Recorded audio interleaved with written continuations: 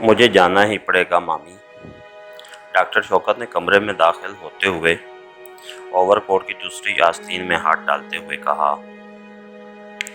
ईश्वर तुम्हारी रक्षा करे, और इसके सिवा मैं कह ही क्या सकती हूँ। बूढ़ी सविता देवी बोली, लेकिन सर मैं अच्छी तरह मफलर लपेट लो, सर्दी बहुत है। मामी, डॉक्टर शौकत बिचकाने अंदाज में बोला, आप तो मुझे बच्चा ही बनाए दे रही हैं, मफलर सर में लपेट लूं, हा हा हा। अच्छा बूढ़े मियाँ, जो तुम्हारा जी चाहे करो, सबिता देवी मुंह फैलाकर बोली, मगर मैं कहती हूँ ये कैसा काम हो गया, ना दिन चैन ना रात चैन, आज ऑपरेशन कल ऑपरेशन। मैं अपनी अच्छी मामी को किस तरह समझाऊं कि डॉक्टर खुद आराम करने के लिए नहीं होता, बल्कि दूसरों को आराम पहुंचाने के लिए होता है। मैंने तो आज खास तौर से तुम्हारे लिए मैकरोनी तैयार कराई थी, क्या रात का खाना भी शहर ही खाओगे? सबिता देवी बोली, क्या करूं, मजबूरी है। इस वक्त 7 बज रहे हैं, 9 बजे रात को ऑपरेशन होगा। केस जरा नाजुक है, अभी जाकर तैयारी करनी होगी। अच्छा, खुदा हाफिज। डॉक्टर शौकत अपनी छोटी सी खूबसूरत कार में बैठकर शहर की तरफ रवाना हो गया। वो सिविल अस्पताल में असिस्टेंट सर्जन की हैसियत से काम कर रहा था। दिमाग के ऑपरेशन का माहिर होने की हैसियत से उसकी शोहरत दूर दूर तक थी। हालांकि अभी उसकी उम्र कुछ ऐसी न थी। वो 24-25 वर्ष का एक खूबसूरत और वजीह नौजवान था। अपनी अदातो अतवार और सलीकामंदी की बिना पर वो सोसाइटी में इज्जत की नज़रों से देखा जाता था।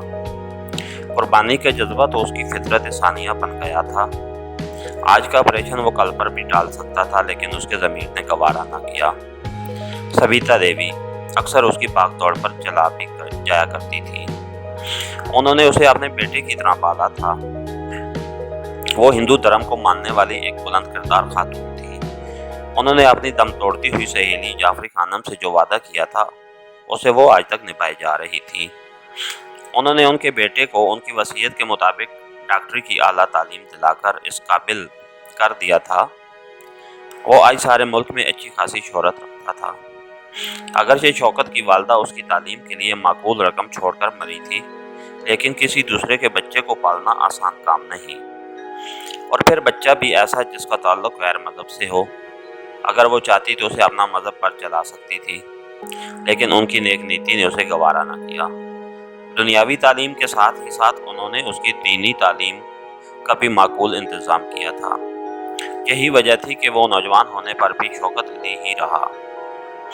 सबिता देवी के बिरादरी के लोगों ने एक मुसलमान के साथ रहने की बिना पर उनका बाइकाट कर रखा था, मगर वो अपने मजहब की पूरी तरह पाबंद थी और शौकत को उसके मजहबी अहकाम की तामील के लिए मजबूर करती रहती थी।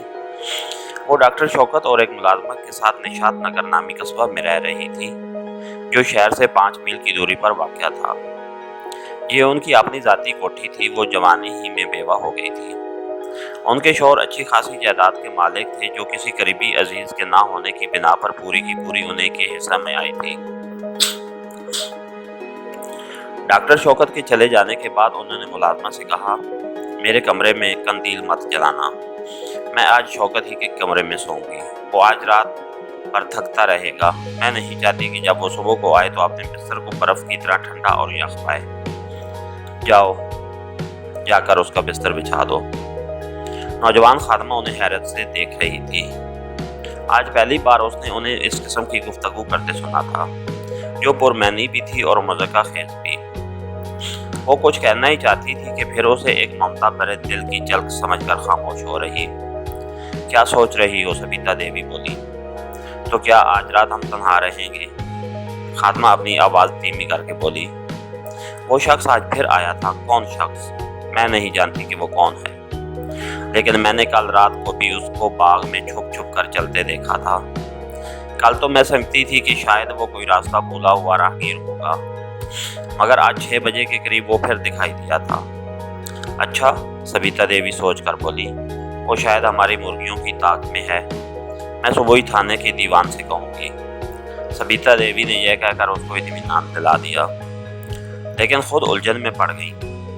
आखिर ये पुरस्कार आदमी उनकी कोठी के गिर्द क्यों मुंडलाता रहता है? उन्हें अपने मजहबी ठेकेदारों की धमकी अच्छी तरह याद थी। लेकिन इतने अरसे के बाद उनकी तरफ से भी कोई खतरनाक इकदाम कोई खास मायने न रखता था। इस किस्म की ना जाने कितनी गुत्थियां उनके जहन में रेंगती थीं। आखिरकार थक हार कर तस्कीन कल्ब के लिए उन्हें अपने पहले ही ख्याल की तरफ लौट आना पड़ा, यानी वो शख्स वो कोई मामूली चोर था जिसे उनकी मुर्गियां पसंद आ गई थी। जैसे ही थाने के घंटे ने 10 बजाए, वो सोने के लिए डॉक्टर शौकत के कमरे में चली गई। उन्होंने रात खाना भी नहीं खाया। खादमा उनकी अफ्ताद तबा से वाकिफ थी, इसलिए उसने ज्यादा इसरार भी नहीं किया। थोड़ी देर के बाद वो भी सोने के कमरे में चली गई। वो लेटने ही वाली थी कि उसने सदर दरवाजे को धमाके के साथ बंद होते सुना। उसे ख्याल पैदा हुआ कि डॉक्टर शौकत खिलाफ तवक्को वापस आ गया है। वो बरामदे में निकल आई। बाग में सबीता देवी की गौसीली आवाज सुनाई दी। वो किसी मर्द से तेज लहजे में बात कर रही थी। वो हैरत से सुनने लगी।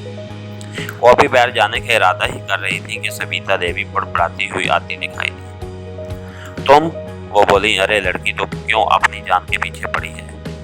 इस सर्दी में बगैर कंबल ओढ़े बैठ निकल आई है। न जाने कैसी है आजकल की लड़कियां। कौन था? खादमा ने उनकी बात सुनी अनसुनी करते हुए पूछा। वो आदमी तो नहीं था? खादमा ने खौफजदा होकर पूछा। नहीं, वो नहीं था। सर्दी बहुत है, सुबह बताऊंगी। अच्छा, अब जाओ। खादमा मुतहैयर होती हुई चली गई। हर चंद के इस वाक़े की कोई अहमियत न रही हो, लेकिन ये उसे हद दर्जा पर इसरार मालूम हो रहा था। थोड़ी देर के बाद वो खराटे लेने लगी। दूसरे दिन सुबह 8 बजे जब डॉक्टर शौकत वापस आया तो उसने मुलाजमा को हद दर्जा परेशानी और सरासमीगी की हालत में पाया। पूछने पर मालूम हुआ कि सबीता देवी खिलाफ मामूल अभी सो रही हैं। हालांकि उनका रोजाना का मामूल था कि सुबह तकरीबन 5 ही बजे से उठकर पूजा पाठ के इंतजाम में मशगूल हो जाया करती थी। शौकत को भी इस वाक़े से तशवीश हुई, लेकिन उसने फिर सोचा कि शायद रात में ज़्यादा देर तक जागी होगी। उसने मुलाजमा को इत्मीनान दिलाकर नाश्ता लाने को कहा। 9 बज गए, लेकिन सबीता देवी ना उठी। अब शौकत की परेशानी हद से ज़्यादा बढ़ गई। उसने दरवाज़ा पीटना शुरू किया, लेकिन बेसूद। अंदर से कोई जवाब न मिला था। हार कर उसने एक बढ़ई बुलवाया। दरवाज़ा टूटते ही उसकी चीख निकल गई। सबीता देवी सर से पांव तक कंबल ओढ़े चत लेटी हुई थी और उनके सीने में एक खंजर इस तरह बेबस था कि सिर्फ एक दस्ता नजर आ रहा था। बिस्तर खून से तर था। डॉक्टर शौकत एक मजबूत दिल का आदमी होते हुए भी थोड़ी देर के लिए बेहोश सा हो गया। होश आते ही वो बच्चों की तरह सिसकियां लेता हुआ जमीन पर गिर पड़ा।